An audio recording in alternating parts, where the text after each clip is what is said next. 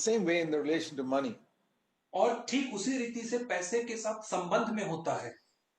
See, it says here in Luke 16 और यहाँ पे कहता है लूका 16 अध्याय में and verse 13, और उसका 13 वचन, no servant can serve two masters. यहाँ पे लिखा है कि कोई भी सेवक दो स्वामियों की सेवा नहीं कर सकता है.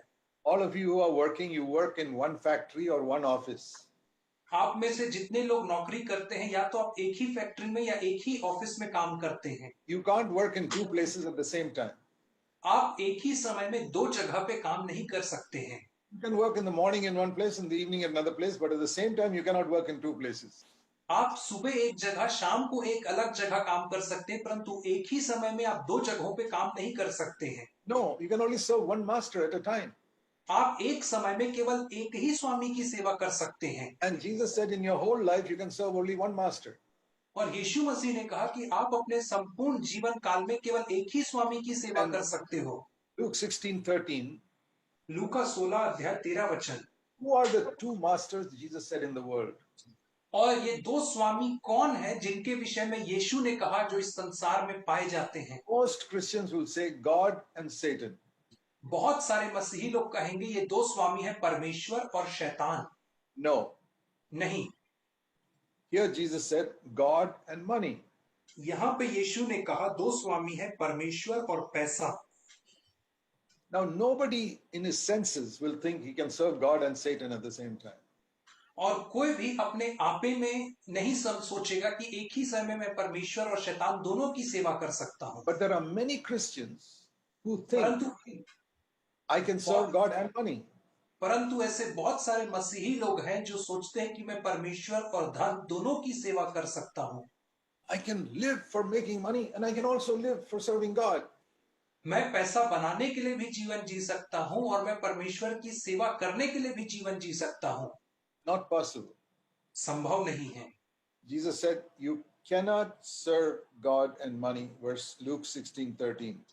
और यीशु मसीह ने लूका 16 के 13 में कहा तुम परमेश्वर और धन दोनों की सेवा नहीं कर सकते हो. And when people are trying to serve both, और जब लोग दोनों ही चीजों की सेवा करने की कोशिश करते हैं they become blind. तो वे अंधे हो जाते हैं. Jesus said that in Matthew chapter 6. और यीशु ने इसे कहा मत्ती 6 अध्याय में. See, he said the same thing in Matthew 6:24. Nobody can serve God, two masters, God and money. और Matthew 6:24. यीशु मसीह ने इसी बात को मत्ती 6 के 24 में दोहराया कि कोई भी व्यक्ति दो स्वामियों की सेवा नहीं कर सकता है. And the two masters, Matthew 6:24, are God and money. और मत्ती 6:24 के अनुसार जो दो स्वामी हैं वो पैसा और धन है. And in this connection, he spoke about verse 22 and 23 about the eye, having a single eye.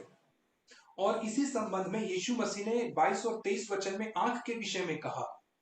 So if your eye is on God, it will be clear.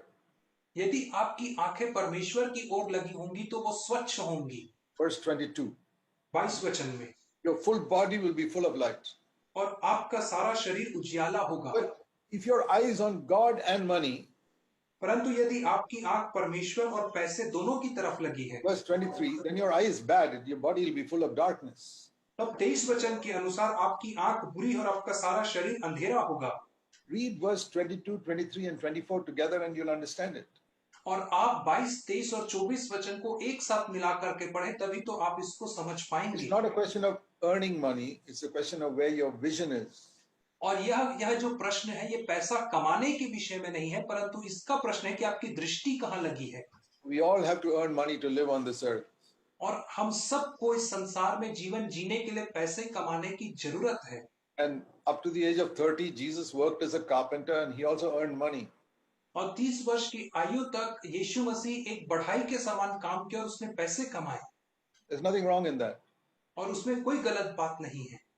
Jesus, maybe from the age of 16 or 17 till the age of 30, he was earning money as a carpenter.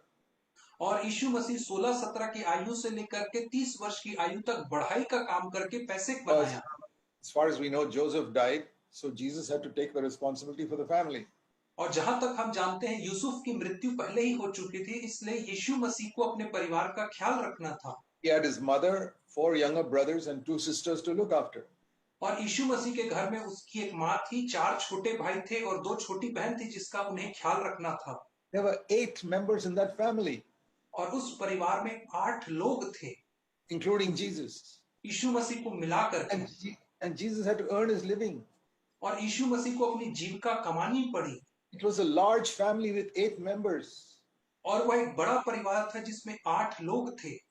And the father had died. और उनके पिता की मृत्यु हो चुकी थी। And Jesus worked hard as a carpenter, earned money and supported that family. और यीशु मसीह ने बढ़ाई का काम कठोर परिश्रम से किया, पैसे कमाए और उस परिवार की देखरेख किया। Maybe 8 or 10 hours he was in the carpenter shop. और दिन में 8 से 10 घंटे वो अपने बढ़ाई की दुकान में काम करता था। Working hard to make money. और कठोर परिश्रम करता था पैसे कमाने के लिए। Never cheating anybody. कभी किसी को धोखा नहीं देता था। Never borrowing. और कभी उधार नहीं लेता था। And honestly, faithfully earning money. और ईमानदारी से, विश्वास योग्यता से पैसे को कमाता था। And in those 10-12 years, if the cost of living went up, he had to earn more. और यदि उन 10-12 वर्षों में जो जीविका है, जो महंगाई है, यदि बढ़ गई तो उससे और पैसे कमाने पड़े। So if you and I do the same thing, that's perfectly okay. और यदि आप और मैं उसी काम को करते हैं तो यह बिल्कुल सही है। You do some work or you do business and you earn money. आप कुछ काम करते हैं, आप कोई बिजनेस करते हैं और पैसे कमाते हैं। That's what I've done for 45 years. और यही काम तो मैंने बीते 45 सालों में किया है। I don't take money from the church to support myself. मैं कभी भी कलीसिया से पैसे नहीं लेता हूं अपनी खर्चे के लिए। Paul said, I don't take any money from people. He supported himself. पौलुस ने कहा कि मैं किसी से पैसा नहीं लेता, उसने स्वयं अपने खर्चों को पूरा किया। We have to be very, very careful in this area if we want revelation from God. और हमें इस क्षेत्र में बहुत बहुत सावधान रहने की आवश्यकता है यदि हमें परमेश्वर की ओर से प्रकाशन चाहिए तो। Now see what Jesus said in Luke 16 and verse 11. और देखिए यीशु मसीह ने क्या कहा लूका 16 अध्याय के 11वें वचन में। This is a very important verse. और ये बहुत ही महत्वपूर्ण वचन है। If you are not faithful in the use of money, how will you get the true riches? यदि आप पैसे के उपयोग में धर्मी और सच्चे ना ठहरे तो आपको सच्चा धन कैसे सौंपा जाएगा? Luke 16:11. लूका 16 अध्याय और उसका 11 वचन। If you don't handle money faithfully, और यदि आप पैसे को विश्वास योग्यता से नहीं उपयोग करते हैं, it says God will not give you the true riches. तो यहाँ पे लिखा है कि परमेश्वर आपको सच्चा धन नहीं देगा। Money is false riches. जो पैसा है वो झूठा धन है। You think you are wealthy, you are not really wealthy. आप सोचते हैं कि आप धनवान हैं परंतु वास्तविकता में आप धनवान नहीं हैं। Real wealth is when you get the nature of Jesus. और सच्ची संपत्ति यह है जब आपको यीशु का स्वभाव मिल जाता है। When you get the fullness of the Holy Spirit. जब आपको पवित्र आत्मा की परिपूर्णता प्राप्त होती है। But it says you can't get that if you are not faithful with money. और यहाँ पे लिखा है आपको यह बातें तब तक नहीं मिल सकती है जब तक आप पैसे के साथ विश्वास योग्य नहीं बनते हैं। So here is a law in the Christian life. और यहाँ पे एक नियम है जो मसीही जीवन के अनुसार है।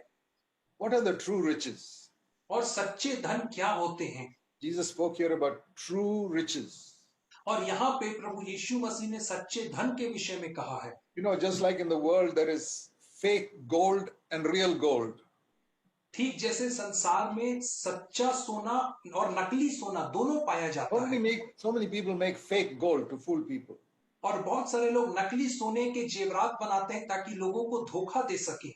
In the same way, in the spiritual world, there are true riches and false riches.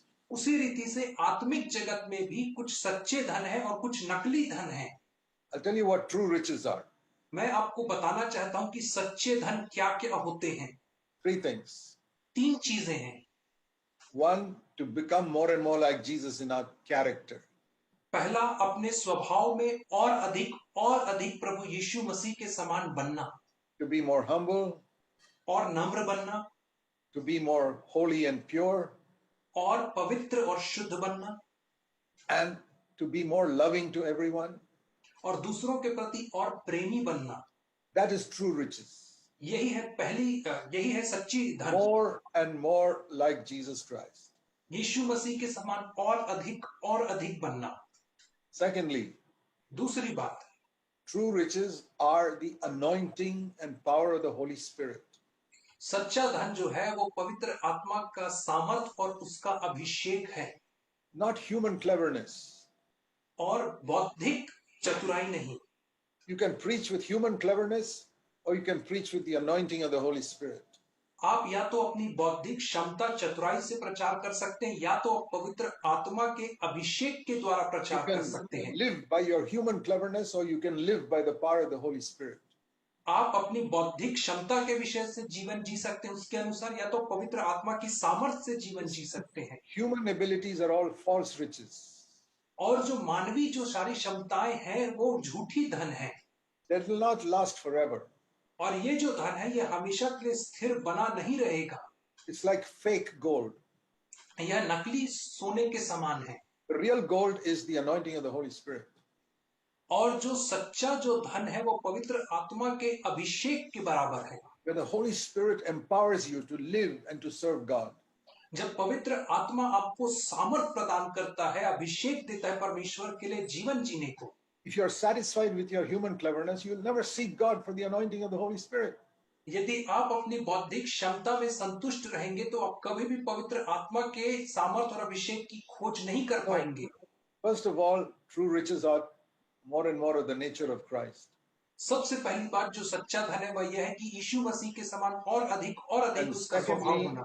the power and anointing of the Holy Spirit. और दूसरा जो है वो पवित्र आत्मा की सामर्थ और उसका अभिषेक। Third, और तीसरा, revelation on the inner meaning of the Word of God. परमेश्वर के वचन की अंदरूनी बातों के ऊपर प्रकाशन को प्राप्त करना। That means when I read the Bible, I don't have a cloth covering it. उसका अर्थ यह है कि जब मैं बाइबल को पढ़ता हूं तो उसके ऊपर कोई कपड़ा नहीं ढका हुआ है। No, the cloth is taken away. और जो कपड़ा है वो उसके ऊपर से हटा लिया गया And है। I see the real meaning in it, which my cleverness cannot explain to me. और मैं बाइबल के वास्तविक अर्थ को देख पा रहा हूं, उस अर्थ को जिसे मेरी बुद्धि मुझे नहीं दिखा सकती है। Which the Holy Spirit reveals to me the meaning of the Word of God. और जिसे केवल पवित्र आत्मा ही परमेश्वर के वचन के अर्थ को जो मुझे दिखाता है। You can't learn that in a Bible school. और आप इस बात को एक बाइबल स्कूल में नहीं सीख सकते हैं। You can't learn that by reading hundreds of books. और आप इस बात को सैकड़ों पुस्तकें पढ़ के नहीं सीख सकते हैं। You can learn it by humility. आप इसे केवल नम्रता में सीख सकते हैं। And the Holy Spirit shows you things which others cannot see. और पवित्र आत्मा आपको ऐसी चीजें दिखाता है जिसे दूसरे नहीं देख सकते हैं। There are many things I have seen in the Bible which I've never heard anybody talk about. और बाइबल में ऐसे बहुत सारी बातें हैं जिन्हें मैंने देखा है, जिसे मैंने कभी भी किसी भी व्यक्ति को प्रचार करते नहीं Is सुना। it because I'm cleverer than them? और क्या यह इसलिए है कि मैं उन लोगों से ज्यादा बुद्धिशाली हूं? I believe there are millions of people, crores of people who are cleverer than me in the world. और मेरा मानना है कि इस संसार में मेरे से ज्यादा करोड़ों लोग हैं जो मुझसे ज्यादा बुद्धिमान हैं। But if we humble ourselves and seek for the anointing of the Holy Spirit, anybody can see things in Scripture. और यदि हम अपने आप को दीन और नम्र करेंगे, पवित्र आत्मा के अभिषेक को खोजेंगे, तो हम उन चीजों के प्रकाशन को वचन से पाएंगे। Jesus said in Luke 16:11, और इसीलिए यीशु मसीह ने लूका 16 के 11वें वचन में कहा, if you want these three true riches, और यदि आप इन तीन सच्चे धन को प्राप्त करना चाहते हो, one condition, you must be faithful in the use of money. तो एक ही शर्त है कि आपको पैसे के उपयोग में विश्वास योग्य बनना है। Most Christians that I have met are not faithful in the use of money. और बहुत सारे मसीही लोग जिनसे मैं मिला हूं वो पैसे के उपयोग में विश्वास योग्य कतई नहीं है। I'll give you many examples of that. और मैं आपको ऐसे बहुत सारे उदाहरण दे सकता हूं। They buy things which they cannot afford. वे ऐसी चीजों को खरीदते हैं जिसे वे अफोर्ड नहीं कर सकते हैं। They borrow, they get into debt and remain in debt for many years. वे कर्जा लेते हैं और उसके द्वारा वे कर्जे में पड़ के सालों साल कर्जे के बोझ तले दबे रहते हैं। My wife and I decided in all our 52 years of marriage that we will never buy what we cannot afford. मैंने और मेरी पत्नी ने इस बात का निर्णय लिया था अपने 52 वर्ष की वैवाहिक जीवन में कि हम कभी भी उन चीजों को उधारी पे नहीं खरीदेंगे। We could not afford something.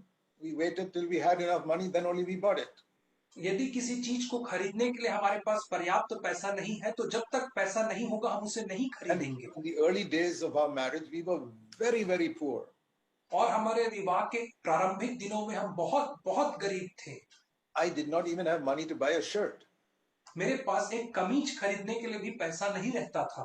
I used to wear all the old shirts I had from my naval days.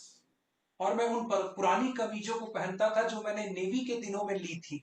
I said, that's okay. If it's torn, I'll stitch it up and wear it again. और मैं कहता था कोई बात नहीं, यदि कमीज फट भी जाए तो मैं उसे सिल के फिर से पहन लूंगा। But I will not get into debt. परंतु मैं कर्जा नहीं लूंगा। And by God's grace, in all these 81 years, I've never been in debt even for 1 rupee to any man. और परमेश्वर के अनुग्रह से इन बीते 80 सालों में मैंने एक भी दिन किसी भी व्यक्ति का 1 रुपए भी कर्जा नहीं लिया है। In all our 52 years of marriage, we never borrowed money from anybody. और मेरे वैवाहिक जीवन के बीते 52 सालों में मैंने कभी भी किसी से कर्जा नहीं लिया। I said, Lord, I want to be faithful with money because I want the true riches. और मैंने कहा प्रभु जी मैं पैसे के साथ विश्वास योग्य रहना चाहता हूं क्योंकि मुझे सच्चे धन की आवश्यकता है। Dear brothers and sisters, the world is full of covetous people, always wanting something they don't have. प्रिय भाइयों और बहनों, संसार जो है वो लालची लोगों से भरा हुआ है। ऐसे लोग जो हर समय कुछ ना कुछ पाने की लालसा रखते हैं। You go to somebody's house and you see something there and you say, I also want that. आप किसी के घर जाते हैं, आप वहां पे कोई चीज को देखते हैं और देख करके कहते हैं मुझे भी वो वस्तु चाहिए। Many wives are like that. They tell their husband, see, we saw that in that house. We also get that for our house. और बहुत सारी पत्नियां ऐसी ही होती हैं, वे अपने पति के साथ किसी के घर में जाती हैं, कोई चीज को देखती हैं और कहती हैं कि वो चीज मुझे भी चाहिए जो उनके घर में है। But you don't have the money for it. How can you buy it? परंतु यदि आपके पास उस चीज को खरीदने के लिए पैसा नहीं है तो आप कैसे खरीदोगे? Use a credit card. तो वहां पे आप क्रेडिट कार्ड का इस्तेमाल करते हो। I have never used a credit card in my life. और मैंने अपने जीवन में कभी भी क्रेडिट कार्ड का इस्तेमाल नहीं किया। Because then I get into debt. क्योंकि क्रेडिट कार्ड से फिर मैं कर्जे में पड़ जाता। I don't want to be in debt. और मुझे कभी भी कर्जे में नहीं पड़ना था। And it's all right if you use a credit card if you can pay your debt within the next 1 month like the rule is. और एकदम सही बात है क्रेडिट कार्ड का इस्तेमाल करना यदि आप अपने कर्जे को 1 महीने के अंदर चुका सको, जैसे उसका नियम है 1 महीने में। If you cannot pay your debt within that 1 month limit which they give, you should never use a credit card. और यदि वह जो 1 महीने का अंतराल आपको देते हैं उसमें यदि आप कर्ज नहीं चुका पा रहे हो तो आपको कभी भी क्रेडिट कार्ड इस्तेमाल नहीं करना है। You can use it if you keep on paying that every month like the rule is. और आप उसका इस्तेमाल केवल तभी कर सकते हैं जब आप हर महीने उसका कर्जा चुका सके जैसे उसका नियम बना है। Otherwise you're covetous, wanting things that you not really earn enough to buy. अन्यथा आप लालची हो जाएंगे, आप उन चीजों की लालसा और चाहत रखने लगेंगे जिन्हें आप कभी खरीद नहीं सकते हैं। You think there is no connection between that attitude and growing spiritually? There is. और आपको लगता होगा कि इस आचरण में और आत्मिक उन्नति के आचरण में कोई संबंध नहीं है, परंतु दोनों में संबंध है।